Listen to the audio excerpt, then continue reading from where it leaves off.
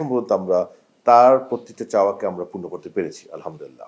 ফুটবলের ফ্যানদের এক্সপেকটেশন এত বেশি, ফুটবলারদের এক্সপেকটেশন। বাট আবারও বলি, স্যাটিসফ্যাকশন তো আসলে কখনোই হবে না, বিকজ ফুটবল বিশ্বটা এরকম। সো আমাদের কাজ করে যেতে হবে, যতদিন মধ্যে আমাদের ম্যান্ডেট আছে ইনশাল্লাহ। সাফ মেন্স কিংবা ওমেন্স কি আমরা হোস্ট করতে পারি না। আচ্ছা, প্রথমত একটা একটু করে বলি, দেখুন পিটার বাটলার তো আমাদের নারী দলের কোচ। সো ওনার সাথে আমাদের কন্ট্রাক্টও হচ্ছে as per the female head coach, এবং উনি তো এশিয়ান কোয়ালিফায়ার ডেফিনেটলি আছেনই। সো তারপরে কি হবে সেটা আমি বলতে পারছি না এখন, but he is completely dedicated for the female team. এবং আপনাকে আমি আবারও একটু বলতে পারি, আমরা যে মিশন অস্ট্রেলিয়ার যে টোটাল প্রিপারেশন, সেটা কিন্তু আমরা তার গাইডেন্সে করেছি।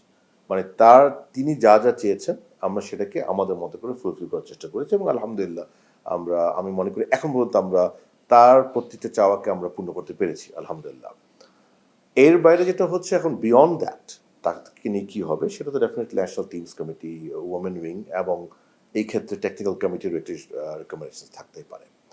আর আপনি যেটা বললেন যে আমাদের হেড কোচ ক্যাবরের ব্যাপারে, তার কন্ট্রাক্ট পর্যন্ত কি হবে কিংবা কন্ট্রাক্টের পরে কি হবে, এই বিষয়গুলো অ্যাবসলিউটলি ন্যাশনাল টিমস কমিটি থেকে সিদ্ধান্ত আসবে। এই ব্যাপারে আমার কিছু বলেন না, যেহেতু আমি একটি সদস্য নয়।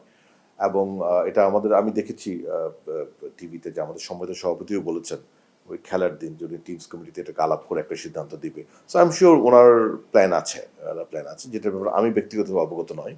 আর আমার মনে হয় এই মুহূর্তে আমরা চাচ্ছি ডেফিনেটলি আমাদের ফোকাসটা নারী ফুটবল এবং ট্রাইনেশনে রাখার জন্য। So definitely in due course এটাও সামনে আসবে ইনশাল্লাহ। আচ্ছা আচ্ছা, হ্যাঁ, আপনার জন্য খুশি হবেন যে আলহামদুলিল্লাহ, হ্যাঁ, আমাদের লিগের স্পন্সর কিন্তু আমাদের আগেই ঠিক হয়ে গিয়েছিল, এটা আমি আগেও বলেছি। বাট স্পন্সর যে গ্রুপটি আসছে, তার একটি বাংলাদেশে অত্যন্ত স্বনামধন্য অনেক বৃহত্তর একটি গ্রুপ, তাদের অনেকগুলি ব্র্যান্ড ছিল।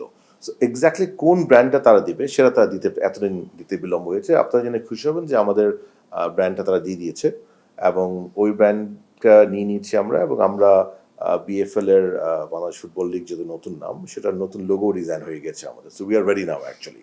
সো 24 তারিখ থেকে ইনশাল্লাহ ডেফিনেটলি নতুন ব্র্যান্ডিং আপনারা দেখতে পারবেন। আমরা চাচ্ছি একটি অনুষ্ঠানের মাধ্যমে অ্যানাউন্স করা স্পন্সরটা। বাট আমাদের স্পন্সর প্রতিষ্ঠানের মেইন যিনি কর্ণধার বা কর্মকর্তা, তিনি এখন দেশের বাইরে আছেন, তার শিডিউলটা আমরা পাচ্ছি না এখনো।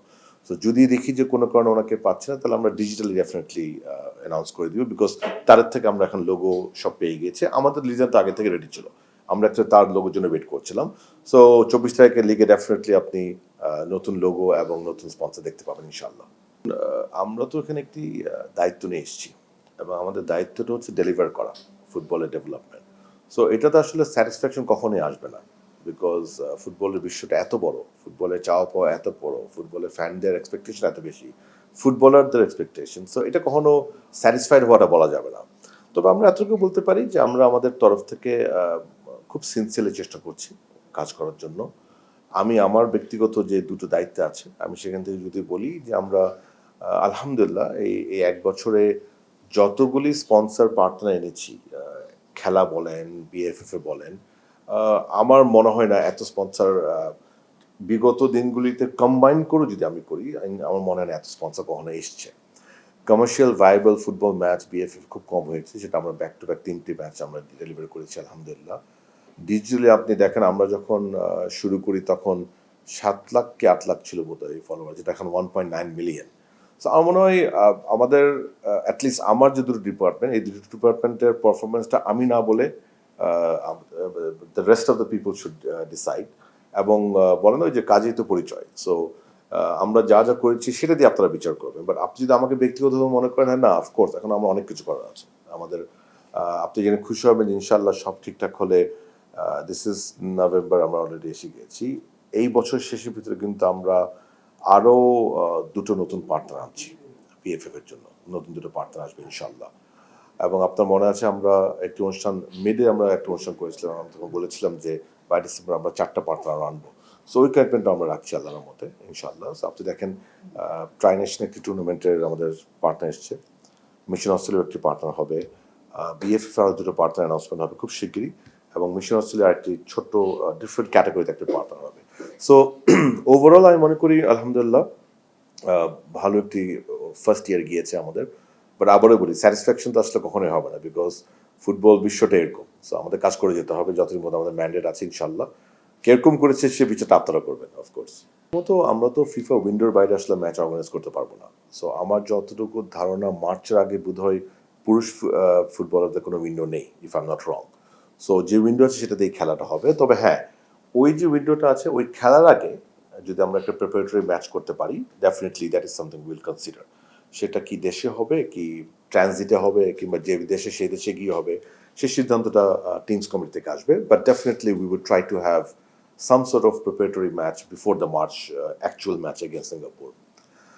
এর বাইরে বিদেশি আমাদের বংশোদ্ভূত যে প্লেয়ারদের যে কাজগুলো সেগুলি আমাদের কিন্তু চলমান। মানে আমি ওইটা নিয়ে এই মুহূর্তে আমার বলার কিছু নেই, বাট ডেফিনেটলি এখন যেহেতু আমাদের মেজর কম্পিটিশনগুলো শেষ হয়ে গিয়েছে, আমরা এখানে আবার এটাতে ফোকাস করে আগামী বছরের প্ল্যানিং নিয়ে আমরা কাজ করছি এখন ইনশাল্লাহ। এটা আমরা ইতিমধ্যে সম্মানিত সভাপতির সাথে আলাপও হয়েছে যে আগামী বছর আমাদের কোন কোন ক্যাটাগরিতে আমাদের ন্যাশনাল টিম যাচ্ছে, এজ ভিত্তিক বলেন, সাফ মেন্স একটা পসিবিলিটি আছে, সেগুলি কোন কোন সময় হতে পারে, এবং ওই টিমগুলিকে মাথায় রেখে কোন কোন বংশোদ্ভূত প্লেয়ারদেরকে আমরা টার্গেট করতে পারি, তাদের কি অবস্থা আছে সেটা নিয়ে কিন্তু কাজ চলছে। আমরা এখন এটাকে আরো ত্বরান্বিত করবো আমি বলতে পারি, বিকজ আমরা আমাদের এতদিন ফোকাস ছিল আমাদের এই হোম ম্যাচেসগুলি, এখন আমাদের focus try nation. Definitely right after that will do that, but we are working on it. আমরা ভালোভাবে কাজ চলছে ইনশাল্লাহ। আগামীতে আপনারা ডেফিনেটলি যখন সময় হবে নিউজগুলি পাবেন। বাট এতটুকু বলতে পারি যে নেক্সট ইয়ারের আমাদের ন্যাশনাল টিম বলেন, ন্যাশনাল এজ ভিত্তিক টিম বলেন, ডেফিনেটলি আরো ফ্রেশ কিছু ফেস দেখবেন বংশোদ্ভূত প্লেয়ার ইনশাল্লাহ। আমি শুনেছি যে প্রাথমিকভাবে একটি প্ল্যান হচ্ছে, বিকজ আপনি জানেন যে সাফটি তো আসলে প্রাইমারি কনসেপ্ট ছিল হোম এন্ড অ্যাওয়ে, একটা অপশন হিসেবে তারা সেন্ট্রাল ভেন্যু চিন্তা করছিল। সো সেই সেন্ট্রাল ভেন্যু হিসাবে ইনফর্মালি আমি শুনেছি যে আলাপ আলোচনা কিছুটা হচ্ছে, সব এমের সাথেই হয়, আমাদের সাথে হয়েছে। তবে আপনি জানেন যে আগামী বছর কিন্তু সাফ মেন এবং ওমেন দুটোই হওয়ার কথা ইনশাআল্লাহ।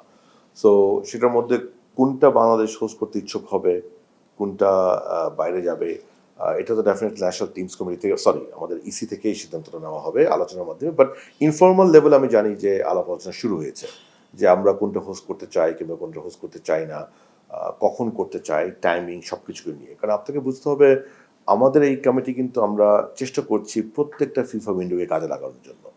সো আমরাও কিন্তু একটা প্যারালাল প্ল্যান করছি যে আগামী বছর আমাদের কয়টা উইন্ডো আছে, সেই কোন কোন উইন্ডোতে কোথায় কোথায় খেলতে পারি, কাদের সাথে খেলতে পারি, সেই পরিকল্পনা কিন্তু আমরা এখনই শুরু করেছি। ইনফ্যাক্ট গতকাল আমাদের মিটিং অন্যতম এজেন্ডা ছিল এটা, যে আগামী বছরের পুরুষ এবং মহিলা উইন্ডো কয়টা আছে এবং কোন কোনটাতে কোন কোন টুর্নামেন্টে আমরা যেতে পারি, নাকি আমরা নিজেরা এখানে কিছু অ্যারেঞ্জ করব, নাকি আমরা জাস্ট ফিফা ফ্রেন্ডলি অ্যারেঞ্জ করব।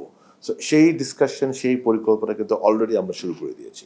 সো সেই পরিকল্পনা, আমাদের ইসি কমিটির সম্মানিত সদস্যদের সিদ্ধান্ত, মতামত, সবকিছু নিয়েই আলাপ হবে। বাট ইনফর্মাল লেভেলে ডেফিনেটলি আলাপ শুরু হয়েছে যে সাফ মেন্স কিংবা ওমেন্স কি আমরা হোস্ট করতে পারি না। বিশেষ করে সাফ মেন্সের ব্যাপারে আমি শুনেছি যে হয়তোবা একটা পসিবিলিটি হলেও হতে পারে, but that is again subject to our EC's decision, subject to SAFF's consent and so on.